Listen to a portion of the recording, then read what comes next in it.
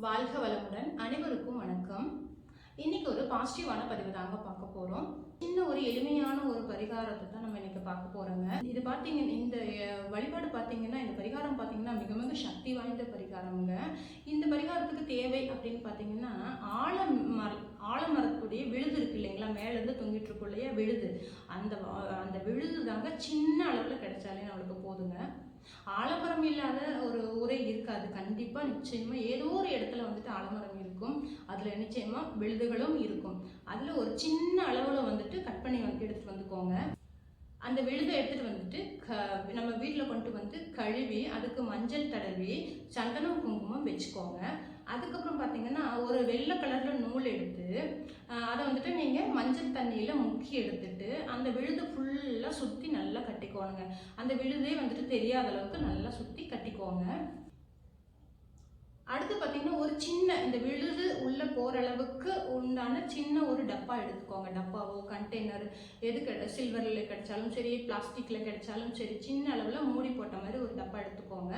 அந்த பாக்ஸ்குள்ளே வந்துட்டு இந்த விழுதை போட்டு அந்த டப்பாக்குள்ளே பார்த்தீங்கன்னா ஒரே ஒரு ஸ்பூன் பச்சரிசி போடுங்க. அந்த பச்சரிசி வந்துட்டு மகாலட்சுமி தாயாருடைய அம்சமானதுங்க பச்சரிசி.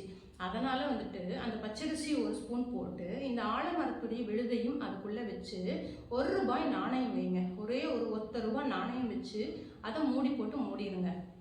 நம்ம வைக்கக்கூடிய இந்த பச்சரிசி பார்த்திங்கன்னா சுத்தமாக இருக்கணுங்க. எந்த ஒரு புழு பூச்சிகளும் பிடிக்காத அளவுக்கு இருக்கணுங்க.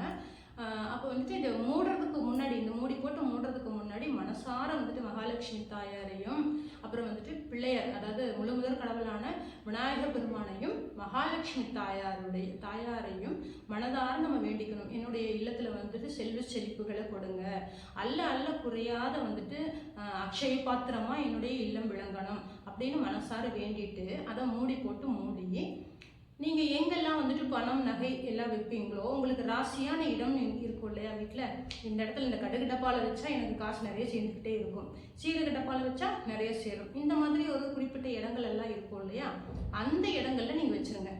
நீங்கள் பீரோக்குள்ளேயும் வைக்கலாம், இல்லை கிச்சனில் எந்த இடம் ராசியாக இருக்கோ அந்த இடத்துல ஏதோ ஒரு இடத்துல நீங்கள் வச்சுருங்க போதும். இந்த பரிகாரத்துக்கு பார்த்தீங்கன்னா எந்த ஒரு நாள் நட்சத்திரம் கிழமை நேரம் எல்லாம் கிடையாதுங்க. நீங்கள் எப்போ உங்களுக்கு ஃப்ரீ டைம் கிடைக்குதோ அப்போ பண்ணலாங்க. ஆனால் உங்களுக்கு டைம் இருக்குது அப்படின்னா குளிகை நேரம்னு ஒன்று வருங்க. அந்த குளிகை நேரத்தில் வந்துட்டு நீங்கள் பண்ணும்போது உங்களுக்கு வந்துட்டு வீட்டில் வந்துட்டு செல்வ வளம் பெருக்கி கொண்டே போகுங்க. ஒரு நல்ல விஷயத்தை நல்ல காரியங்களை வந்துட்டு குளிகை நேரம், அதனால் வந்துட்டு நீங்கள் அந்த குளிகை நேரத்தில் முடிஞ்சால் பண்ணுங்கள். இல்லைன்னு வச்சுக்கோங்களேன், நலுங்கனவனுக்கு நாளும் கிழமை ஏது அப்படின்னு சொல்லுவாங்களே பெரியவங்க, அதே போல் எந்த ஒரு நாள் நட்சத்திரம் எல்லாமே எதுவுமே பார்க்க வேண்டாங்க. நீங்கள் எப்போ முடியுமோ அப்போ பண்ணுங்க. இந்த நிமிஷம் இந்த வீடியோ பார்க்குறீங்க அப்படின்னா கூட இன்றைக்கே கூட நீங்கள் பண்ணுங்கள். கட்டாயம் இதை ஒரு முழு நம்பிக்கையோடு பண்ணி பாருங்கள்.